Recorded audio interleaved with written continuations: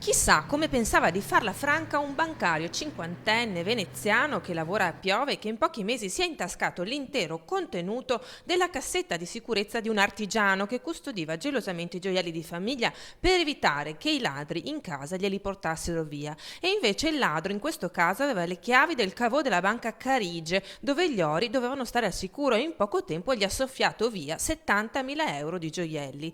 La denuncia dell'artigiano, che aveva depositato tutto in banca prima di partire per le vacanze estive del 2014, è stata fatta a fine settembre di quell'anno, quando, rientrato, voleva riportare a casa qualcosa per le occasioni speciali e si è ritrovato con la cassetta vuota. È scattata la denuncia ai carabinieri e gli uomini del capitano Zampolli hanno lentamente stretto il cerchio intorno alla figura del cinquantenne. Ieri gli hanno fatto una perquisizione in casa, hanno trovato un Rolex e 2 anelli che appartenevano all'artigiano, valore 20.000 euro. Il resto probabilmente se lo è venduto. Sono in corso indagini per cercare di recuperare il maltolto e per capire se ci siano altri complici.